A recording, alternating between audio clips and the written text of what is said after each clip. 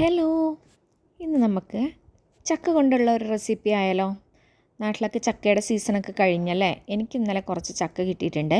അപ്പം ഞാൻ വിചാരിച്ചു കുറച്ച് ചക്കയപ്പം ഉണ്ടാക്കാമെന്ന്. പക്ഷെ ഞങ്ങളുടെ നാട്ടിൽ മൂട എന്നാണ് കേട്ടോ പറയാറ്.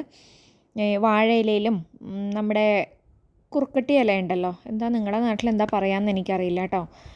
അപ്പോൾ അതിലാണ് കേട്ടോ ഞങ്ങൾ ഉണ്ടാക്കാറ്. എന്നിട്ട് ആവി കയറ്റി എടുക്കുകയാണ്.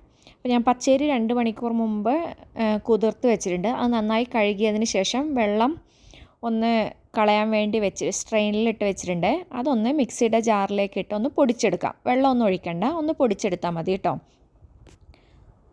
ഇനി അതിലേക്ക് നമ്മൾ ക്ലീനാക്കി വെച്ചിരിക്കുന്ന ചക്കയില്ലേ, അതും കൂടി ഇട്ട് കൊടുത്തതിന് ശേഷം മധുരത്തിന് ആവശ്യമുള്ള ശർക്കരയും കൂടി ഇട്ട് കൊടുക്കാം കേട്ടോ. എൻ്റെ ഈ ചക്ക അത്യാവശ്യം മധുരമുള്ളത് കൊണ്ടാണ് കേട്ടോ ഞാൻ 3 ശർക്കര ഇട്ട് കൊടുക്കുന്നുണ്ട്. ഇനി ഇതും കൂടി ഇട്ട് നന്നായി മിക്സിയിൽ ഒന്നടിച്ചെടുക്കാം.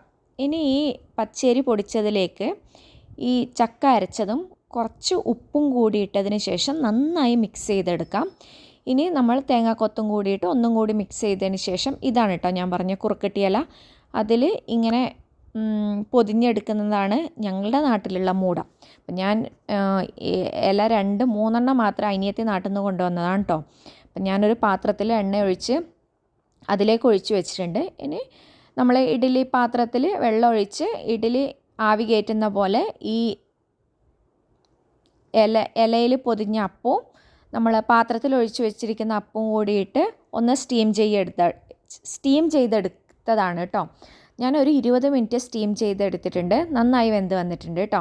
അപ്പോൾ നല്ല ചൂടാണ്. അപ്പം ഞാൻ നിങ്ങൾക്കൊന്ന് കട്ട് ചെയ്ത് കാണിച്ചു തരാം കേട്ടോ. കണ്ടില്ലേ, നല്ല സോഫ്റ്റ് ആയിട്ടുള്ള അപ്പമാണ് കേട്ടോ. പക്ഷേ ഇത് നാളെ കഴിക്കാനായിരിക്കും നല്ല അടിപൊളി ടേസ്റ്റ് കേട്ടോ.